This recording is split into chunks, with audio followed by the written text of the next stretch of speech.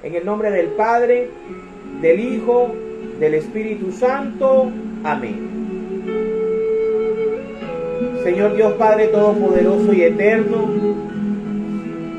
te queremos dar gracias, Padre Santo, por todos los días que nos has regalado, Señor. Gracias, Padre Santo, por todo lo que nos das diariamente. Padre Santo, Dios Eterno,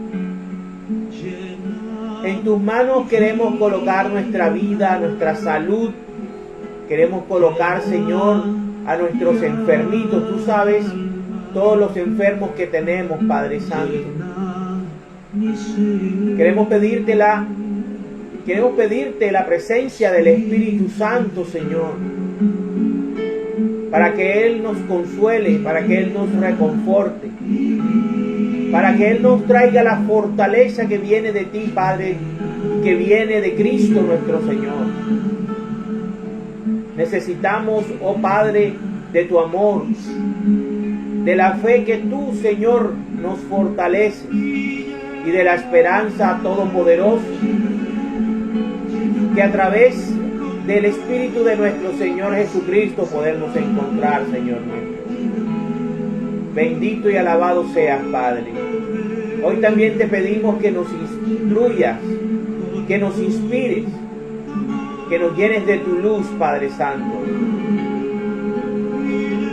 Toma nuestro hogar, Señor, toma posesión de nuestro hogar. Bendice nuestro hogar con la presencia de tu Espíritu. Y no permitas que el maligno nos aparte de ti, Señor. Llénanos, Señor, de tu presencia. Llena nuestro hogar de tu presencia. Llena nuestros lugares de trabajo de tu presencia.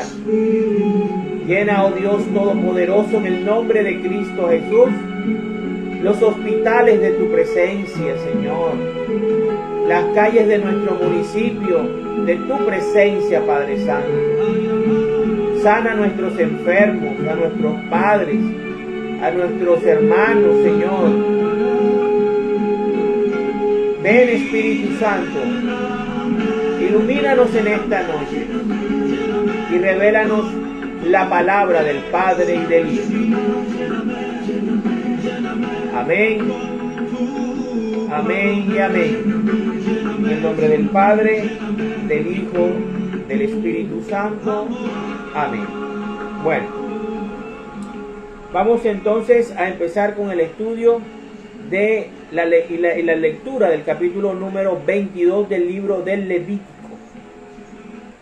Participación en las ofrendas del Señor.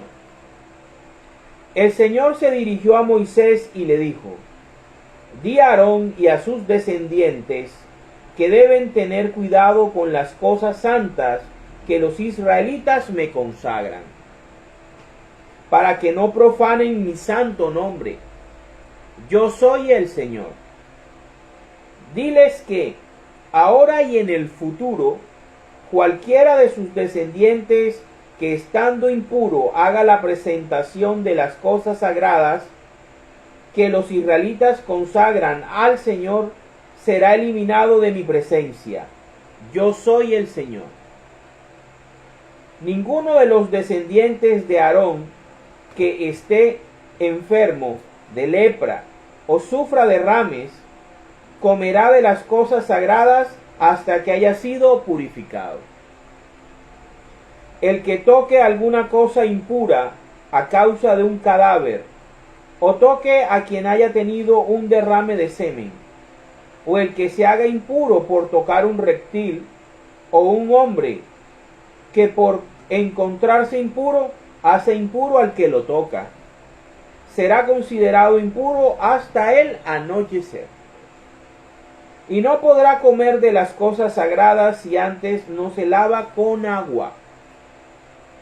Quedará purificado al ponerse el sol, después de lo cual podrá comer de las cosas sagradas, pues son su alimento. No deben comer carne de un animal muerto o despedazado por una fiera, para no hacerse impuro con ella. Yo soy el Señor. Diles que cumplan mi precepto y que no carguen con ningún pecado por faltar a él, y así no morirán.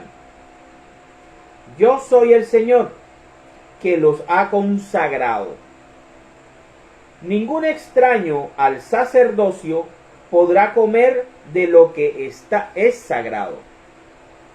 Ni el huésped del sacerdote, ni el que trabaje para él, podrán comer de lo que es sagrado. Si el sacerdote compra un esclavo con su dinero, el esclavo podrá comer de lo que es sagrado. También los que hayan nacido en casa del sacerdote podrán comer de sus alimentos. Si la hija del sacerdote está casada con alguien extraño al sacerdocio, no podrá comer de las ofrendas que se dan a los sacerdotes. Pero si es viuda o divorciada y no tiene hijos, y vuelve a la casa de su padre como cuando era soltera, podrá comer de los alimentos de su padre. Por lo demás, ningún extraño al sacerdocio podrá comerlos. Si alguien come involuntariamente de las cosas sagradas, tendrá que restituir al sacerdote lo que se comió, más una quinta parte. Pero los sacerdotes no deben permitir que los israelitas profanen las cosas sagradas que se ofrecen al Señor, ni que carguen con la maldad de su pecado por comer de las cosas sagradas. Yo soy el Señor, que los ha consagrado. Requisitos para los animales ofrecidos. El Señor se dirigió a Moisés y le dijo: los israelitas, y diles, habla con Aarón y sus hijos y con todos los israelitas, y diles lo siguiente: si alguno de los israelitas o de los extranjeros que vivan entre ellos presenta al Señor un animal en holocausto, ya sea en cumplimiento de una promesa o como ofrenda voluntaria, deberá presentar un macho sin defecto para que le sea aceptado. Podrá ser un toro, un cordero o un chivo, pero no un animal con defecto, porque no le será aceptado.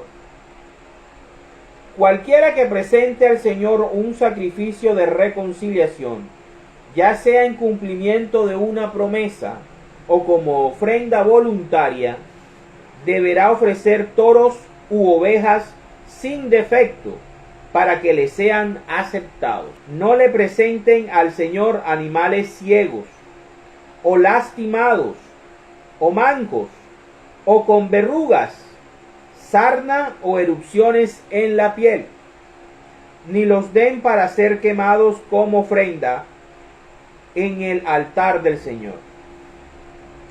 Como ofrenda voluntaria podrás ofrecer un toro o un carnero que tenga las patas disparejas, pero en cumplimiento de una promesa no te será aceptado.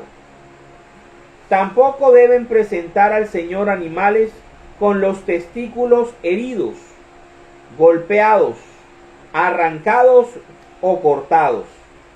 No practiquen estas cosas en su tierra.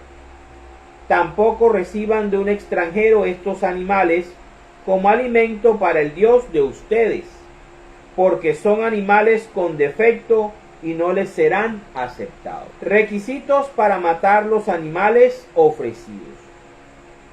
El Señor se dirigió a Moisés y le dijo: cuando nazca un ternero, un cordero o un cabrito, deberá quedarse al lado de su madre durante 7 días.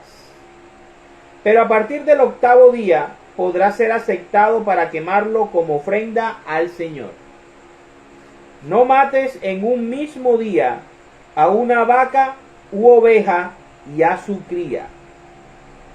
Cuando presentes una ofrenda de acción de gracias al Señor, hazla de tal manera que sea bien recibida.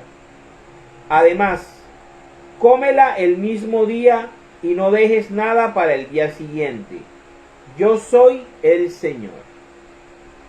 Pongan en práctica mis mandamientos, cúmplanlos.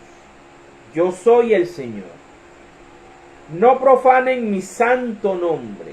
Segundo mandamiento de la Iglesia Católica. No profanen mi santo nombre. Y así seré santificado entre los israelitas. Yo soy el Señor, que los ha consagrado a ustedes y los ha sacado de Egipto para ser su Dios.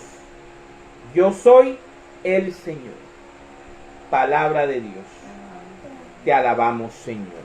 Bueno, en esta noche continuamos con el estudio del libro del Levítico. El libro del Levítico, a medida que lo hemos ido leyendo, nos ha mostrado la belleza, la armonía y la grandeza del culto de nuestro Dios, tanto en el Antiguo Testamento como en el Nuevo Testamento.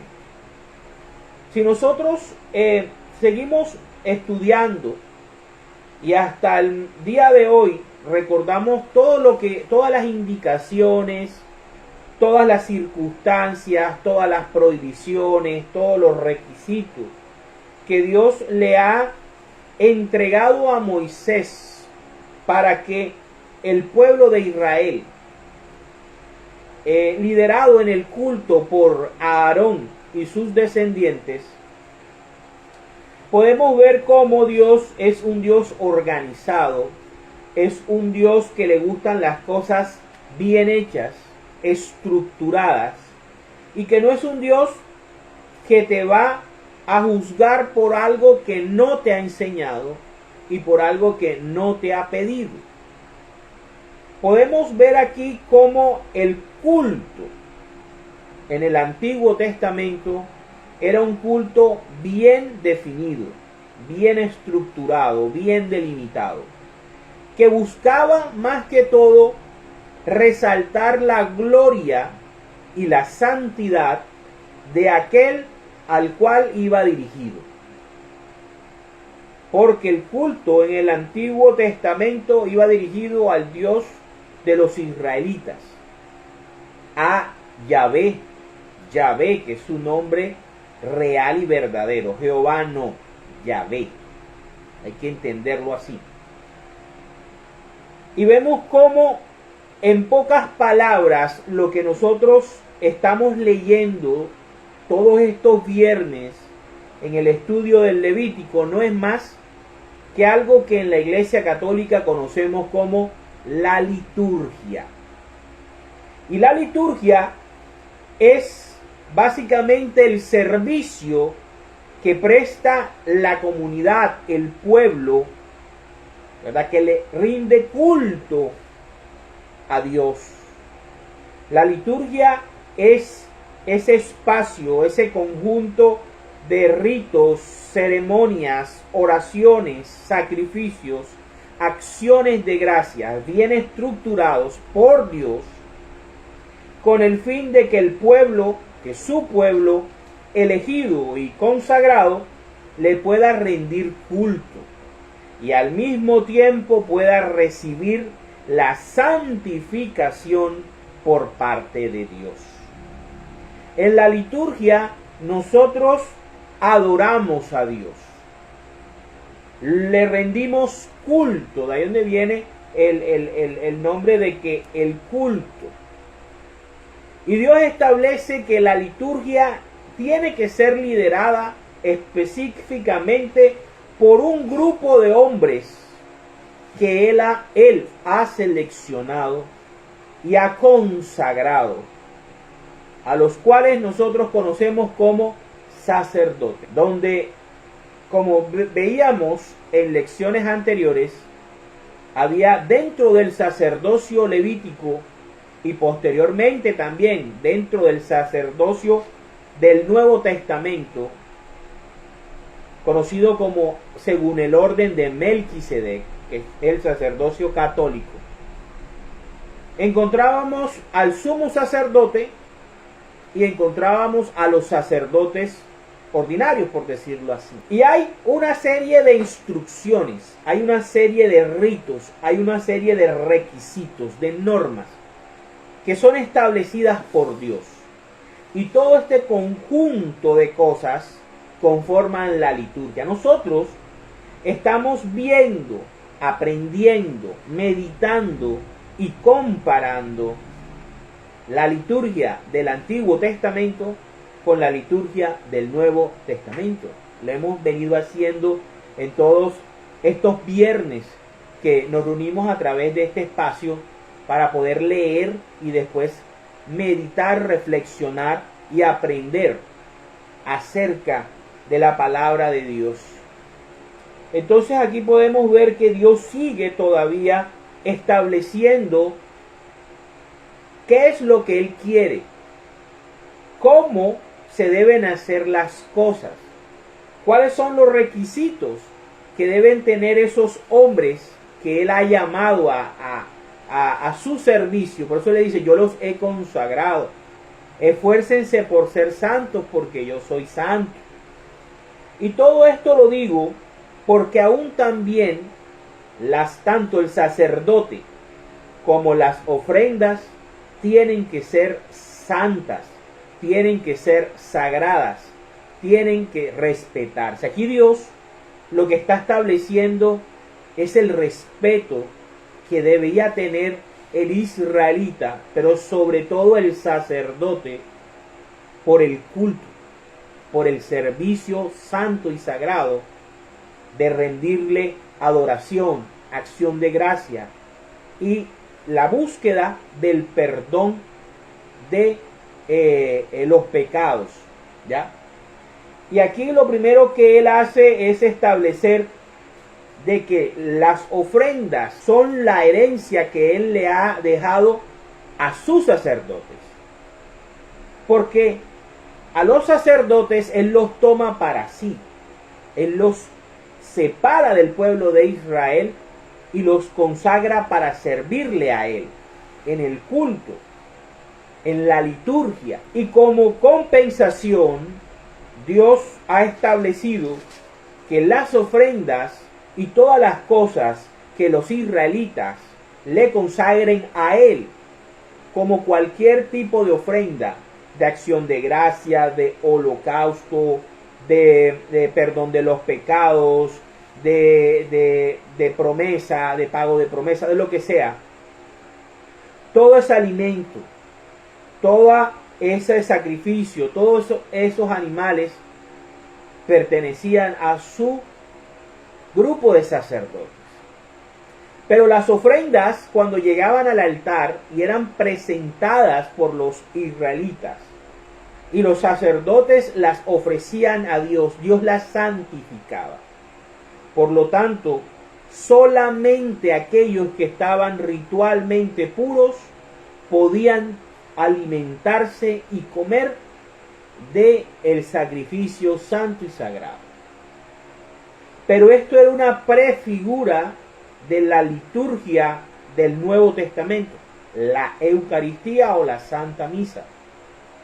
Y era también prefigura o sombra de la comunión o de las reservas consagradas o de las especies consagradas. Todo ese conjunto de sacrificios, toros, chivos, vacas, trigo, pan, todo ese conjunto de ofrendas, de los diferentes tipos de sacrificios que se presentaban en el Antiguo Testamento, se condensan y llegan a ser dignos solamente con el cuerpo y con la sangre de nuestro Señor Jesucristo. Todos esos chivos, todos esos toros, ¿por qué no podían ser imperfectos? ¿Por qué Dios no aceptaba un sacrificio de un animal imperfecto, de una oveja ciega, lastimada, manca, con verrugas, con sarna, con erupciones? Porque esos animales eran prefiguras del cuerpo y de la sangre de Cristo. Y el cuerpo y la sangre de Cristo son perfectos. Y el cuerpo y la sangre de Cristo son santos. Y el cuerpo y la sangre de Cristo no tiene mancha.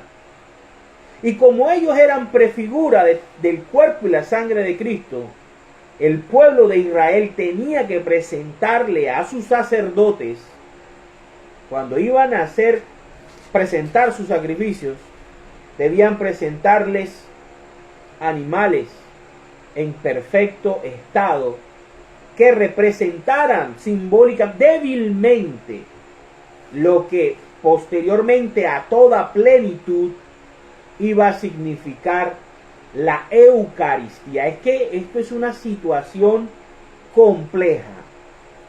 Una situación compleja porque el católico que no comulga, el católico que no llega a tener una relación con la Eucaristía, es un cristiano mutilado, es un cristiano que está alejado de Cristo, que es su alimento. Todo el Antiguo Testamento se condensa en la Eucaristía. Todos estos capítulos que estamos nosotros estudiando, leyendo, meditando, se condensan en la Eucaristía. Todo esto es la liturgia. El Antiguo Testamento era sombra de la liturgia del Nuevo Testamento, donde se condensan todos los servicios. Toda la liturgia católica procede de la liturgia judía. Todo lo que tenemos dentro de un templo católico, aún incluso las imágenes, aún incluso la imagen de la Santísima Virgen María, estaba en prefigura en el tabernáculo y estaba en prefigura en el templo, tanto el primer templo de Salomón como en el segundo templo de Esdras. Entonces, toda la Biblia se condensa en la Eucaristía. Y eso lo podemos ver nosotros a ir leyendo detalle a detalle. ¿Por qué los sacerdotes no podían compartir con un extraño, alguien que no hacía parte de ese pueblo consagrado, de ese grupo de personas consagradas? Porque las ofrendas estaban consagradas por Dios. Por eso nuestros sacerdotes son celosos con la Eucaristía. Por eso es que la Eucaristía, ya cuando está consagrada, es el cuerpo y la sangre pura de Cristo. Y por eso debemos acercarnos a ella con respeto, con veneración, con adoración, si lo queremos, porque es Dios mismo. Ahora, que hayan personas que no les quepa en la cabeza el misterio de la Eucaristía, porque son personas que no están llenas del Espíritu Santo. Y el Espíritu Santo, como no está ahí, no les da la capacidad de aceptar un misterio. Porque los misterios de Dios se aceptan. ¿Por qué? Porque los misterios de Dios son tan inmensurables, son tan grandes, son tan potentes, son tan complejos, que nuestra mente finita no es capaz de procesarlo. Entonces los aceptamos tal y como Dios nos lo revela. Y Cristo nos revela en los evangelios, y posteriormente los apóstoles y San Pablo nos dan certeza y nos reafirman el misterio eucarístico. El misterio eucarístico como Dios, un Dios creador del universo, de lo visible y de lo invisible, se condensa y se entrega y se da en un pedazo de pan. Pero ese poder lo tiene el Espíritu Santo. Eso lo puede hacer el Espíritu Santo, porque también es Dios. Entonces, más que explicaciones muy detalladas de por qué, por ejemplo, el extranjero no podía comer de los sacrificios. ¿Por qué? Porque podría ser un pagano que no le diera la importancia ni le diera la veneración que debía tener esas ofrendas consagradas. Ni tampoco el obrero. El esclavo sí, porque el esclavo vivía en la casa del sacerdote. pertenecía al sacerdote. Era parte de su familia. Tenía derecho a los bienes y alimentos de su amo. Y por eso tenía derecho a comer de las ofrendas que les quedaban a los sacerdotes. ¿Por qué la mujer casada con un extraño, la mujer casada, la hija casada de un sacerdote no perdía? Porque ella se hacía una sola carne con su esposo. Y si ese esposo no era sacerdote, entonces era un extraño para el sacerdocio. No tenía autorización, no hacía parte del grupo sacerdotal, no podía comer de lo que Dios le había dado a su sacerdote. ¿Ya? Ahora, otro punto y otro detalle para aprender.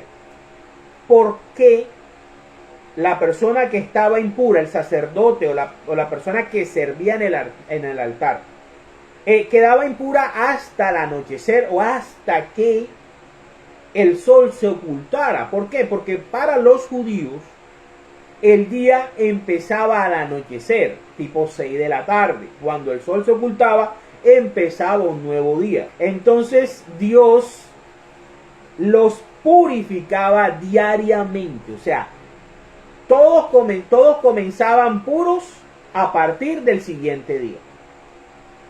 Por eso es que todas las impurezas terminaban hasta que se ocultaba el sol, hasta que terminaba el día judío. O sea, uno era impuro hasta... Ahora, eran impurezas que no merecían tiempos de purificación prolongados, como por ejemplo el que se curaba de lepra, como vimos en capítulos anteriores. Entonces ahí vemos cómo los animales, ¿por qué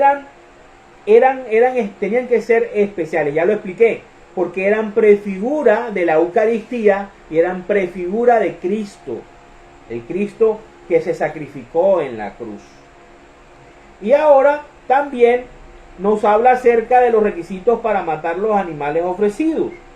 Entonces, hasta ahora yo no sé, pienso yo que Dios tiene en su sabiduría, pero he visto en diferentes partes de la Biblia, de la palabra del Señor, que Dios no permitía que se matara a la madre y al recién nacido, sino después del 8º día. Ya al 8º día se consideraba al ternerito o al corderito ya suficientemente maduro como para ser ofrecido.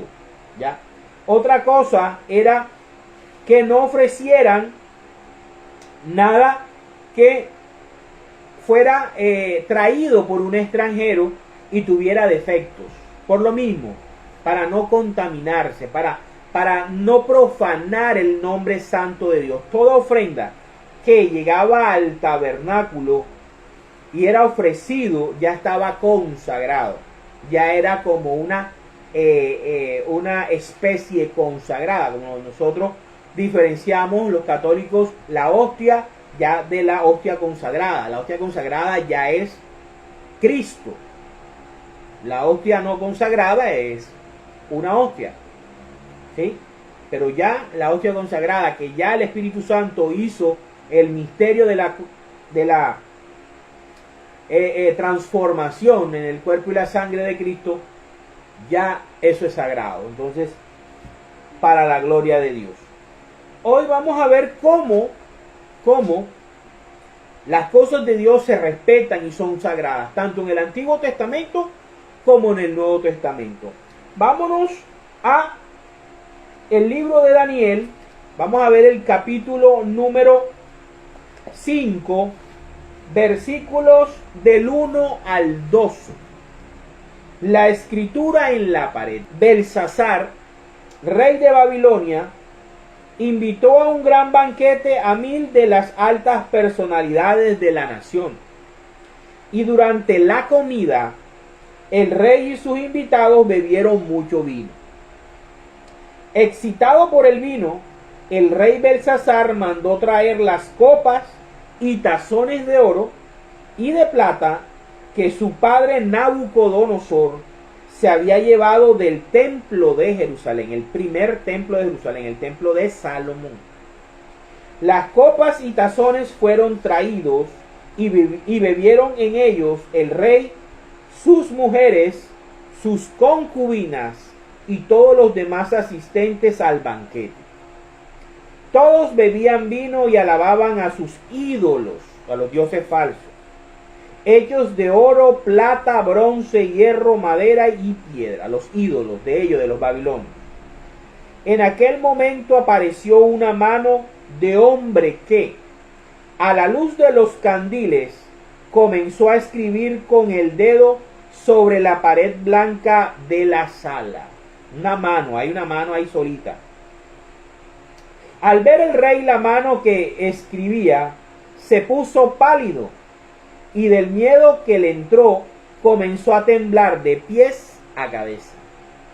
Luego se puso a gritar y llamar a los adivinos, sabios y astrólogos de Babilonia, y les dijo: el que lea lo que ahí está escrito y me explique lo que quiere decir, será vestido con ropas de púrpura, llevará una cadena de oro en el cuello y ocupará el tercer lugar en el gobierno de mi reino. Todos los sabios que estaban al servicio del rey entraron en la sala, pero nadie pudo entender el significado de lo escrito, ni explicárselo al rey.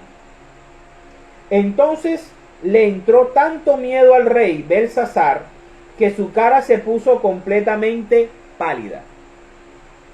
Las personalidades del gobierno no sabían qué hacer, pero la reina madre, atraída por los gritos de su hijo el rey y de los grandes personajes invitados, entró en la sala del banquete y dijo: que viva su majestad para siempre, y no se preocupe ni se ponga pálido, que en su reino hay un hombre guiado por el Espíritu del Dios Santo, y era una creyente de Dios. Cuando el padre de su majestad era rey, ese hombre demostró tener una mente clara e inteligencia y sabiduría como la de los dioses.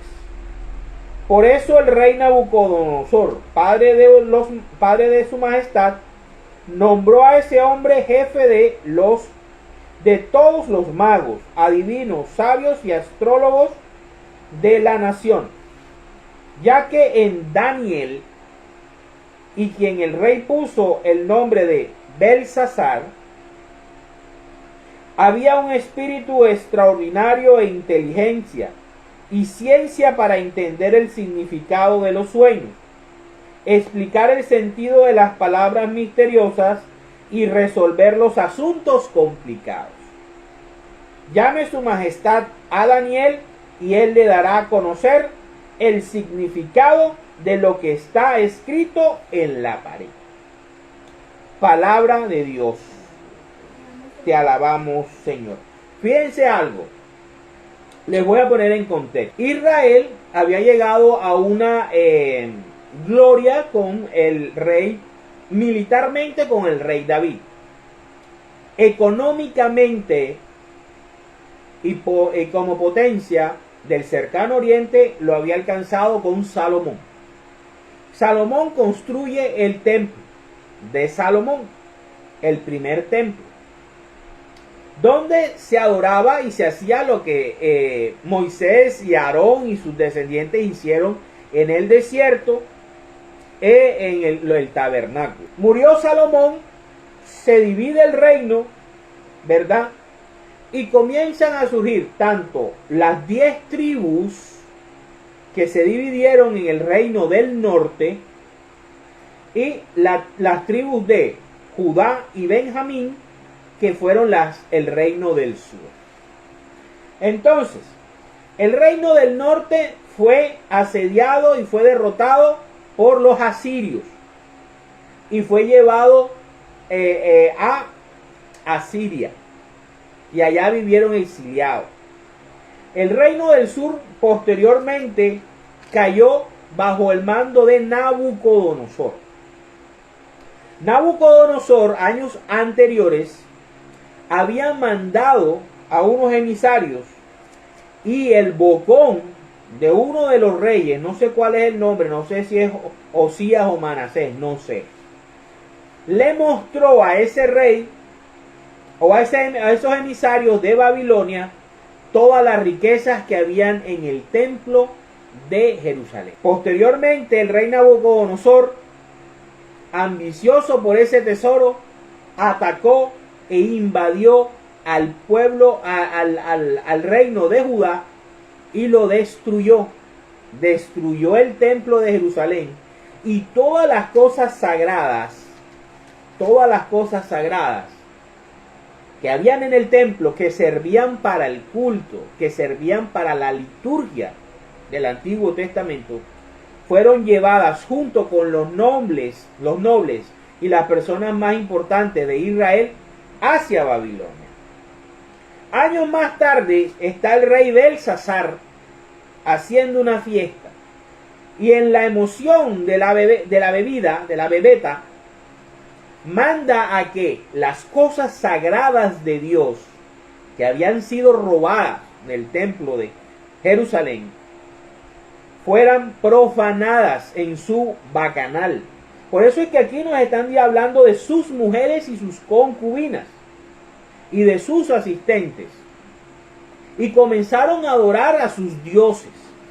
Y según lo que conocemos de la antigüedad, muchas veces esas fiestas eran unos bacanales.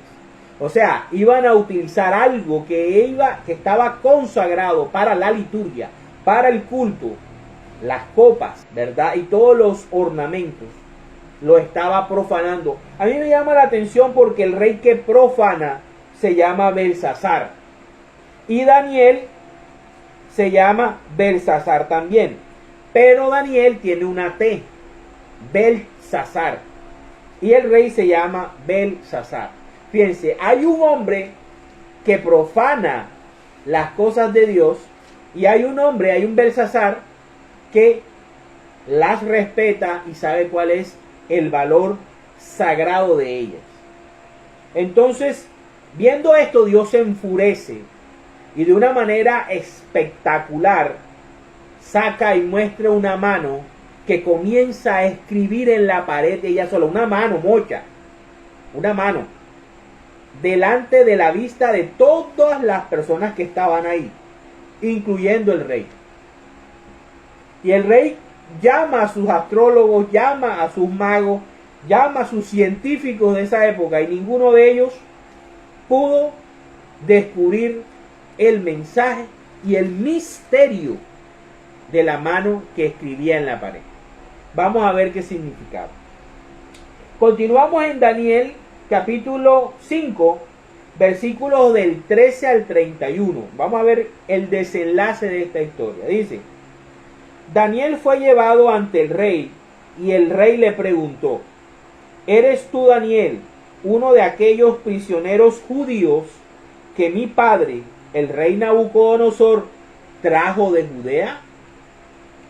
Me han dicho que el Espíritu de Dios está en ti, que tienes una mente clara y que eres muy inteligente y sabio. Pues bien, los hombres más sabios de la nación han estado aquí para leer esas palabras y explicarme su significado, pero ni siquiera las entienden. Sin embargo, he oído decir que tú puedes aclarar dudas y resolver cuestiones difíciles. Si tú puedes leer esas palabras y decirme lo que significan, haré que seas vestido con ropas de púrpura, que te pongan una cadena de oro en el cuello y que ocupes el tercer lugar en el gobierno de mi reino.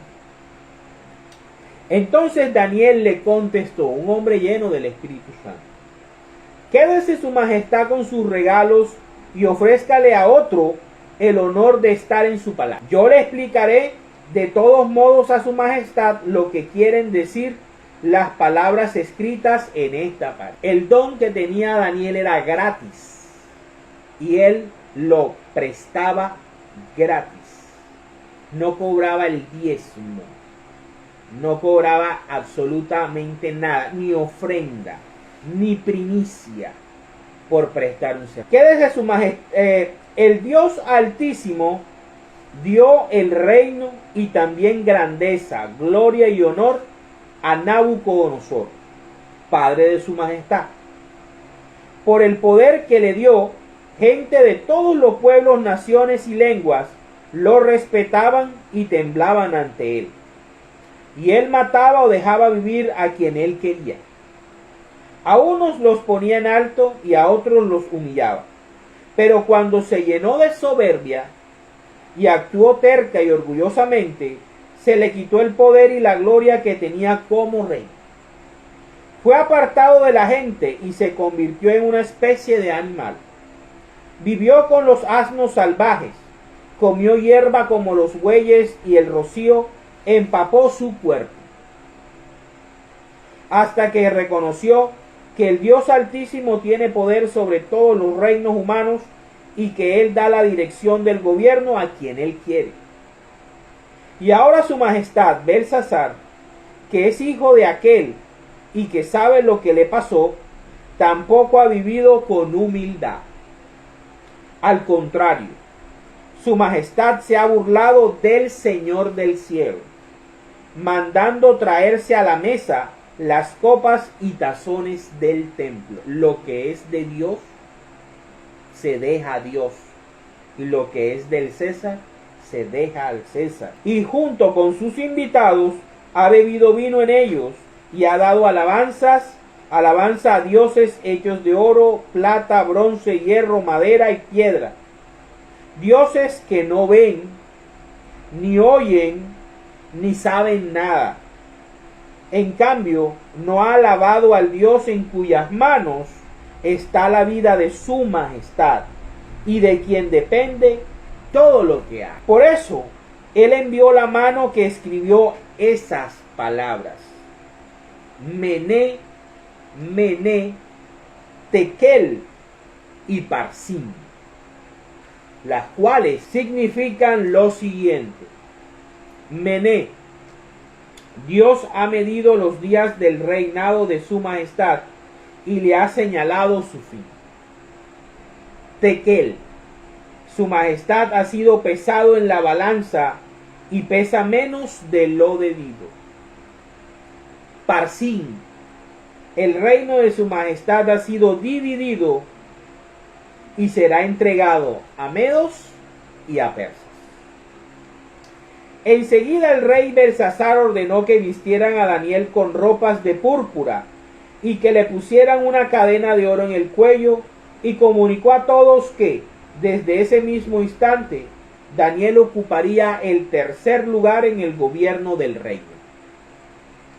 Aquella misma noche mataron a Belsasar, rey de los caldeos, y Darío de Media se apoderó del reino. Darío tenía entonces 62 años de edad. Palabra de Dios. Te alabamos, Señor. Entonces vemos aquí como las consecuencias de profanar lo que es de Dios, de profanar aquellas cosas que hacen parte del culto al Señor. Aquí veíamos el resultado del rey más poderoso de la tierra. El rey más poderoso de la tierra no pudo escapar de la furia y del castigo de Dios por haber irrespetado y profanado lo que Dios había consagrado para su liturgia, para su servicio. Y vemos cómo aquí el Señor escribe Mené, que significa Dios ha medido los días del reinado de Belsasar y ya ha definido se acabaron. Tekel: el rey fue pesado en la balanza de la justicia. En la balanza de la justicia. Y las cosas buenas no eran más que las cosas malas. Y ¡pra! Se fue. Y por último, Parsim: su reinado fue dividido. Miren todo lo que desencadenó de haber profanado las cosas sagradas de la liturgia del Antiguo Testamento. Vamos ahora entonces. ¿El Nuevo Testamento tiene cosas sagradas que hay que respetar? Vamos a verlo. Vamos a Primera de Corintios, capítulo 11, versículos del 27 al 34. Vamos a ver qué es lo que hay que respetar en el culto, en la liturgia del Nuevo Testamento. Dice: modo de celebrar la cena del Señor. La cena del Señor es la liturgia del Nuevo Testamento. Reemplaza a la liturgia del Antiguo Testamento. ¿Sí? Así pues, cualquiera que come del pan o bebe de la copa del Señor de manera indigna, ¿qué estaba haciendo el rey Belsasar? Estaba tomando de la copa indignamente del Señor. Comete un pecado contra el cuerpo y la sangre del Señor. Esto es claro, esto es clarísimo. Aquí Pablo no está hablando de simbología. No está hablando de que en el culto hay que comer galletitas con Coca-Cola. No. El verdadero culto del Nuevo Testamento y que reemplazó al culto del Antiguo Testamento es la fracción del pan o la cena del Señor. ¿Y qué pasa? ¿Cómo debemos acercarnos al culto, a la liturgia del Nuevo Testamento? Voy a repetir. Así pues, cualquiera que come del pan o bebe de la copa del Señor de manera indigna, comete un pecado contra el cuerpo y la sangre del Señor. Clarito. Ahí en la Eucaristía, en la comunión, está el cuerpo y la sangre de Cristo. Por tanto, cada uno debe examinar su propia conciencia, debe purificarse, debe estar purificado. El sacramento de la confesión, el sacramento de la reconciliación, antes de comer del pan y beber de la copa. Porque si come y bebe sin fijarse en que se trata del cuerpo del Señor, para su propio castigo come y bebe. Belsasar perdió un reino. Perdió todo un reino y lo peor del caso, perdió su propia vida por no haber respetado la copa del Señor. Por haberse atrevido a comer y beber de manera indigna. No exactamente un cordero o un toro que había sido sacrificado, no. Ya los ornamentos habían sido consagrados y eran santos porque Dios los había consagrado para su culto, así como los sacerdotes también son apartados y separados para el culto de Dios. Por eso hay que respetarlos, por eso hay que apoyarlos, por eso hay que tratar de no ponerles trabas, tentaciones, sí, orar mucho por ellos, porque ellos también son apartados por Dios para su culto, para su liturgia. Si no hay cura, no hay culto. Si no hay sacerdote, no hay Eucaristía. Así de sencillo. El que no tiene la iglesia o asamblea o culto, como lo quieran llamar, que no tenga un sacerdote consagrado, eso no es culto. Dios no acepta ese culto. Dios no se agrada en ese culto. Pueden tirarse al piso, pueden retorcerse, pueden bailar como quieran bailar, pueden hacer infinidad de cosas. Pero si no hay un sacerdote que presente las ofrendas, las oraciones de manera digna, ese culto no le gusta a Dios y Dios no lo acepta. Ya lo vimos en el capítulo número 22 del libro del Levítico. No todo lo que se ofrece Dios lo acepta. Entonces dice: por eso muchos de ustedes están enfermos y débiles, y también algunos han muerto. Belsasar murió enseguida. Si nos examináramos bien a nosotros mismos, examinarse es el acto de contrición, el Señor no tendría que castigarnos. ¿Qué hizo el Señor con Belsasar, el rey de Babilonia? lo midió, lo pesó y lo dividió. ¿Sí? Lo castigó la misma noche. Aunque si el Señor nos castiga, es para que aprendamos y no seamos condenados con los que son del mundo. Así que, hermanos míos, cuando se reúnan para comer, espérense unos a otros. Y si alguno tiene hambre, que coma en su propia casa, para que Dios no tenga que castigarlos por esa clase de reuniones. Los otros asuntos los arreglaré cuando vaya a verlos. Palabra del Señor. Entonces aquí podemos ver cómo para Dios en el Nuevo Testamento la Eucaristía es ese culto sagrado, ese culto respetuoso que debemos ofrecerle a Dios. Y solamente lo encontramos en la Iglesia Católica. Tenemos que respetar la comunión, tenemos que respetar la Eucaristía, tenemos que defenderla, tenemos que vivirla, tenemos que aprovecharla. ¿Cómo nos alimenta Cristo? A través de su cuerpo. Evangelio de San Juan, capítulo 6, versículos del 38 en adelante. Jesús habla acerca de su cuerpo y de su sangre, verdadero alimento. La única iglesia que tiene liturgia, la Iglesia Católica, tiene sacerdotes, todo eso, para la gloria de Dios. En el nombre del Padre, del Hijo, del Espíritu Santo. Amén.